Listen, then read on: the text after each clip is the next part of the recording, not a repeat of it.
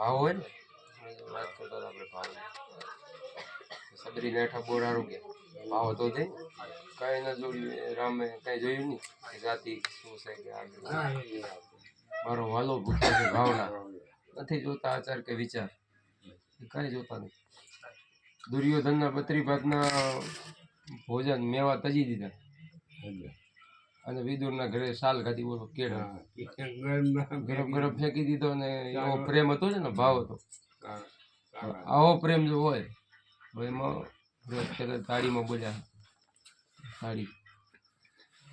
તાળી જાણી ભૂટકિયામાં પોતીબાઈ સતી થઈ ગયા ભૂટકિયામાં કેવા હતા જે ઘોડી લઈને પોતે વાઇકમાં જતા હતા આવા સુરવીર હતા પોતે આમાં તો જાતવરણ આવતા નથી પણ જાતિ એને હરિજન જાતિમાં હતા પણ છતાંય વિચાર કરો ઘોડી લઈને સત્સંગમાં વાઇકમાં બોલ્યા એવા મહાન થઈ ગયા એટલે નામ એનું સંતોએ જોડી દીધું કે જો તાળી જાણી ભૂટકિયામાં પોતીબાઈ સતીએ એની લજા ના ગઈ એક રતીએ કે જો એની લજા ના ગઈ કેમ કે સતીએ માર્ગ ઉપર હાલતા એક એને ભજન કરવું હતું સત ધર્મ આગળ હલવો હતો આ ધર્મ છે ને ચલાવો તો ચાલે એક વાણીમાં દેવાજ બની ગઈ કે ધર્મને ચલાવો તો આગળ ચાલે ચલાવવા વાળા મહાપુરુષો સંતો જે આવા સુરવીર થઈ ગયા એ બધું ચલાવી ગયા પછી બીજીમાં કીધું તાળી જાણી ભૂટકિયામાં જ્ઞાનગરજી બાપા જ્ઞાનગરજી બાપાની જગ્યા છે ભૂટકિયામાં એના આશ્રમમાં પંખીડા બહુ જ્ઞાનગરજી બાબાજી ક્યાં ગયા અને એમાં જે આ પંખીડા માર્યા હોય શિકારી હોય ને ખાવાવાળા એ આવી ગયા ને પંખીડા લઈ ગયા ને પોતે કેવી રીતનો શિકાર કરીને ખાઈ ગયા હતા પછી આ તો પ્રેમી હતા પશુ પ્રેમી બહુ કરતા પંખીને તો એને તો રહેવાય નહીં પછી આયા એટલે જોયું કે આ પંખી હું આવું અહીંયા જગ્યામાં અંદર આવું તરત જ કેટલા ભેગા થઈ જાય બધું થાય પણ આજ કાંઈ દેખાતું નથી હાવ સુમસામ ને કંઈ ને પંખી એક આવતું એમને બહુ હેવાયું હતું પછી એના અંદરથી ભજન એવું હતું ને એને સોચ્યો એને રાતોરાત એને જોયું કે આ ખાવાવાળો હતો ને પછી ખાઈ ગયેલા હતો એના પેટમાંથી મરેલા પંખીને એ જીવતા કર્યા હતા પેટમાં પડ્યા હતા ને એ બાર જીવતા થયા અને બોલવા માંડ્યા રહી ના કે બાપુ તમે બાપુ કણે ગયા આ જગ્યામાં મને માફ કરો ને આવું થઈ ગયું એમાંથી ને પગે લાગ્યા ને બોલો પેટમાં જે ખાધેલા એ પંખીને જીવતા કર્યા એવા મહાન હતા એટલે કીધું મરેલા પંખીને જીવાય આવા જ્ઞાનગરજી બાબા એવા સંતો મહાન થઈ ગયા પછી વાત આવી ભૂટકિયામાં કુંભારામ બાપા કે ભૂટકિયામાં તાળી જાણી ભૂટકિયામાં કુંભારામ બાપા આપણે લાખો જીવન એક તો એક આ માર્ગ બતાવ્યો ગુરુ કૃપાળુ કુંભારામ કુળના તારણ હારું કૂચી બતાવી ભજન તની ઉતાર્યા ભવજાલ પાર કૂચી બતાવી ભજન નહીં જગતને કોઈને ખબર નથી હોતી શા ખબર અજાણો જ હોય છે સત ભજન કોઈને ખબર નથી હોતી આ કે આપણી અંદર આ કાયાની અંદર આટલો બધો માલ ભર્યો ખજાનો ભર્યો છે પણ આપણને ખબર નથી સંતો બતાવે ભજનથી કરી લે ગુજારા મેરમ સદગુરુ માય બોલે ક્યાં બોલે કે તારી અંદર બોલે છે પણ એને ઓળખવો શું કરવું કે ભાઈ ગુરુ પાસે જવું દિલ દરિયામાં અખંડ દીવો દેખ્યા વિનાનું મંડોળ રાતીના ભર્યા ભવ ભવ ભટકે ગુરુ વિના તાળા ન ખોલે ગુરુ વિના તાળા કોણ ખોલે ગુરુ મહારાજ મળે આ ભજન આપે એટલે કીધું ગુરુ કૃપાળુ કુંભારામ કુળના તારણા ઊંચી બતાવી ભજન તણી કીધા ભવજલ એમ આપણે એક સંતોની વાત નથી કરતા બધા સંતો એવા હોય છે એમ બધા જે સંતો થઈ જાય ને મહાન એ બધા એવા હોય તારે છે એમ તારવા માટે જ અવતાર આપણે પહેલા સાખીમાં બોલ્યા હતા કે સંત સપૂત ને તુમડા એનો તાર્યા ઉપર ભાવ તારે પણ બોરે નહીં એનો તાર્યા ઉપર ભાવ કે તારવા માટે જ આવે છે જન્મે એટલા માટે જ ધરે સંત બીજ પલટે ની યુગ જાય એને ઉચ્ચ નીચ ઘરે અવતરે પણ થાય શું સંત એક વાર જો આ સંત બીજ થઈ જાય પછી એને પછી કે એના જન્મ મરણ 84 લાખમાં એને ફરવું ન પડે આ સંતો બધા એના માટે આ મહેનત એના માટે છે બધા એક ગીતાજીમાં લખ્યું છે કે એક માણસને જો આત્માની ઓળખાણ કરાવે ને તો 1 લાખ ગાય કતલખાને જાતી હોય પાછી વાળો એટલું પૂન છે કેમ આટલું બધું કેવું એનું વર્ણન કેમ કર્યું હશે ક્યાં ઘસે થઈ ને કેમ કે આનાથી મોટું બીજું કોઈ પાપ નથી સ્વામિનારાયણ ભગવાન જ્યારે સત્સંગ કરતા હતા ને એમાં એના 100 શિષ્યો બેઠા હતા. આમ સત્સંગ કરતા કરતા પછી અટકી રહ્યા. કીધું શિષ્યોને કે હવે મારે એક પ્રશ્ન તમને કરવો છે. તો કે કયો? સ્વામિનારાયણ ભગવાન કહે છે એ કે મોટામાં મોટું પાપ કયું? પુણ્ય કીધું નહીં, મોટામાં મોટું પુણ્ય કે ધર્મ કયો કઈ કઈ મોટામાં મોટું પાપ કયું એ કયો? એટલે કોઈ કે ગૌ હત્યા, કોઈ કે બ્રહ્મ હત્યા, પણ નહીં એનું કે પ્રાયચિત થાય એમ છે. એનું પ્રાયચિત ગીતાજીમાં લખેલું છે કે આવી રીતે કરો, પણ આનું પ્રાયચિત જ ન થાય એવું પાપ કયું? એટલે બધા પૂછે છે કે આવું શું હશે એમ બાપ? તો કે તમે જ કહો ને બાપ. પછી સ્વામિનારાયણ ભગવાને કીધું એ કે પોતાના આત્માને જેને ઓળખે ને એ આત્મઘાતી કહેવાય. અને એનાથી મોટું કોઈ પાપ નહીં જગતમાં. આત્મઘાતી એ મોટથી મોટું કોઈ નહીં. આત્મઘાતી ભૂલ્યો આપને તો સ્વરૂપ જો તેરા. સૌરામ બાપુએ કીધું ને કે તારું સ્વરૂપ તો જોઈ લે. કોણ છો તું, ક્યાંથી આવ્યો છે, ક્યાં જાય, આ તો ઓળખી લે એમ. આ સંતો આપણને સમજાવે કે આને ઓળખવું હોય ને તો આ ભેદ સમજી લે. આને ઓળખી લીધો, આ સંતોએ ઓળખી લીધા છે અને આપણને સમજાવે છે કે તારું સ્વરૂપ આ છે, પણ ક્યાંક ક્યાં અટકાણું, ક્યાંક સંગતમાં ફસાઈ ગયો. અવરો કેમ થયો? સંગતમાં. કે બકરો બનીને બેઠો છે ને સંગતમાં, કે એવી સંગત તમને નથી નથી. સિંહ છે પણ બકરો બની ગયો. કેમ કે બકરાનો ટોરા ભેગો ફર્યો છે. પણ જો સિંહ તમે આ રસ્તો કોઈ સિંહ ને સંગ થઈ જાય ને, એટલે કોઈ સંતોનો સંગ થઈ જાય તો સાચા સ્વરૂપની ખબર પડે કે મારું સ્વરૂપ એ આ છે, હું આ બ્રહ્મ સ્વરૂપ છું. પરીક્ષિત રાજાને 7 દિવસની અંદર એનું મૃત્યુ હતું, તો એને સંત મળી ગયા. સંત મળી ગયા સુખદેવ મુનિ તો તરત જ કહી દીધું કે ભાઈ આ 7 દિવસની અંદર મોક્ષ કરી દીધો એને, કે મારું સ્વરૂપ આ છે, મારું જન્મ મરણ નથી, હું તો આ મારું સ્વરૂપ આત્મ સ્વરૂપ છું. આ દેહ પડી જશે, ક્ષણ ભંગુર છે. આ તો બધાને આપણો નાશ જ છે ને, દરેકનો નાશ. બધાનો દેહ છે એ પડવાનો છે. એક દી કાયા છે ને પણ એમાંથી આને ઓળખી લીધો. એટલે કીધું અમારા દેશમાં એક એવો દેશ છે સદગુરુનો દેશ કે અહીંયા જન્મ મરણ નથી. એટલે કીધું અમારા દેશમાં હેલી જન્મ મરણ નહીં. શું કીધું? અમારા દેશમાં કે અમર વર. કેવો વર? અમર વર. કે એની આપણે મીરાબાઈએ નથી કીધું, મીરા કે હું એવા વરને શું કરું છું આ જન્મ કાલ મરે, હું તો વરું ગિરધર ગોપાલ ને ચૂડલો અમરથી. આ સંતો એમ કે છે કે ભાઈ અમારો દેશ એવો છે એમાં અમર વર છે. અહીંયા વરે વિરલા કોઈ, અહીંયા વરત હે વિરલા કોઈ, કે વિરલા કોઈ આમાં વરે. સુરતા જો આમાં લગાવી દે, શબ્દમાં લગાવી દે.